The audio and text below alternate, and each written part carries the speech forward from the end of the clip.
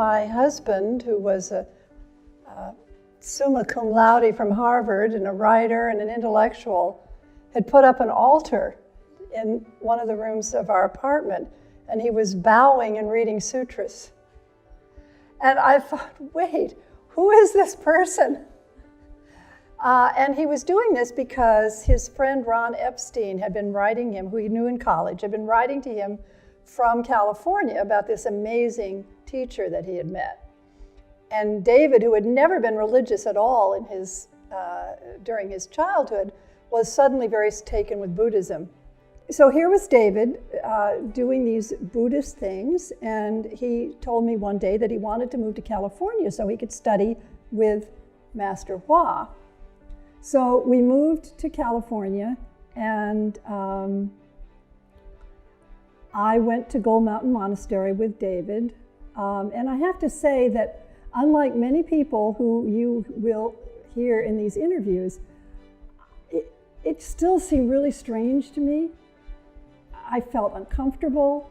I remember there was a meditation session there, and I remember sitting for the first time in my life, pulling my legs up, and after about 10 minutes in, it was like, ow, what is it? What are people doing here? I was in tears. I went up in Gold Mountain. You could go up and hide in the bedroom, and I did that. I would do a little sit, and then I would go and hide in the bedroom, and it was very hard.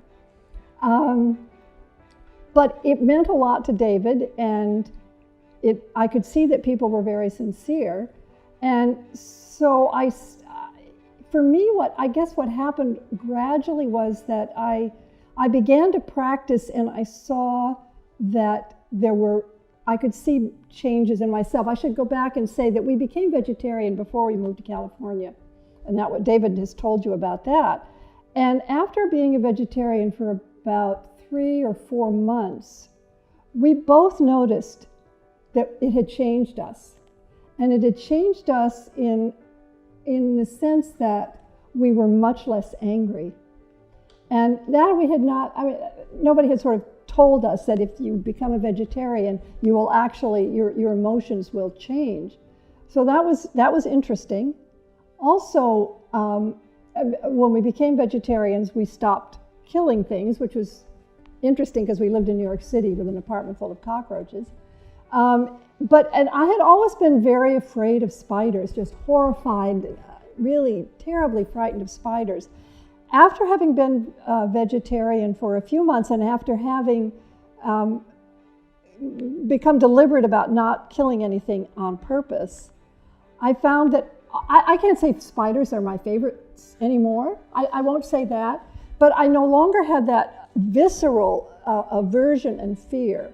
They were just other creatures that weren't my favorites, but I could be in the world with them, and it was that was very noticeable to me. So I'd had those 2 experiences. And one other experience that I'd had before we moved west, I was visiting my parents, my father and stepmother. My father, they were both heavy drinkers. And one night, my father got falling down drunk. I'd never seen him that drunk, and it was very upsetting to me.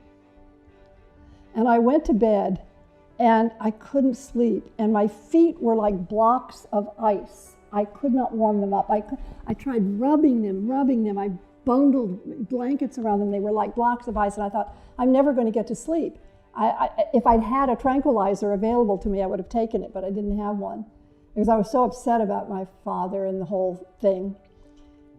And I remember David saying that people recited the name of Amitabha Buddha, that this was a practice. And I thought, well, I have nothing else to do. I'm going to start. So I started Namo Amitofo, Namo Amitofo, really not expecting anything. It was just, but I was desperate. And after about 10 or 15 minutes, my whole body got warm, my feet warmed up. And I was like, wow, that's pretty interesting. So that was a thing, and I remember years later asking Shifu, do you have to asking him on behalf of people I knew, not on myself, because by then I was convinced. But I said, could I tell somebody else to recite Guan Yin or Amitabha if they don't believe, if they don't have faith? And he said, first comes the practice, then comes the faith. And that just made so much sense to me. So, my whole experience with Buddhism from the beginning was, you got to show me, because it's not something that I didn't, the path came through my husband, not through me. And what I found was that, unlike in the Christianity that I'd been brought up with, which had never felt comfortable to me, I didn't really understand prayer. When people talked about it, I didn't have any kind of relationship with God. It didn't make sense to me. But I found that the Buddhist practice of keeping precepts, of trying to live a consciously virtuous life to the extent that it was possible, it just worked.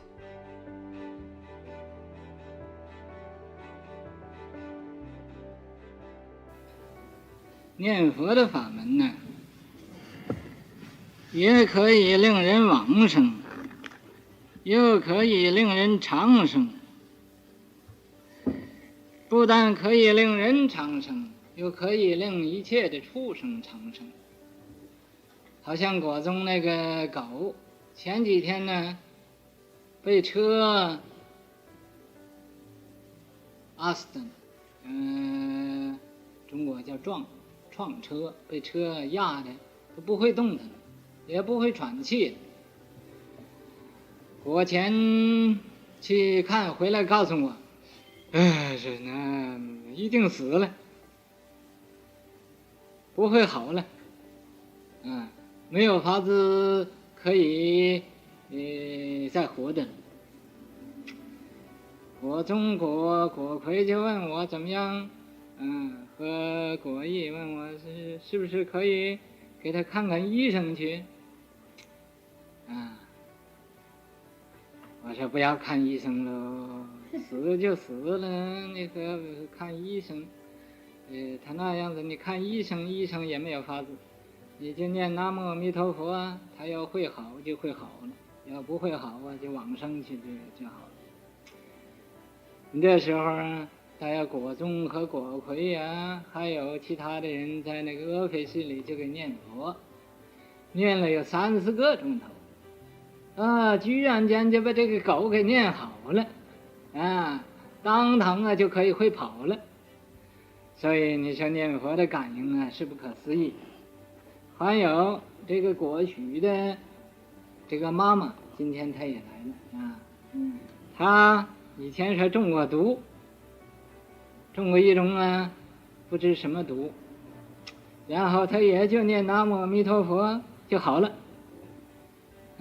这都很奇怪的事情。所以这个念佛的法门呢是不可思议的。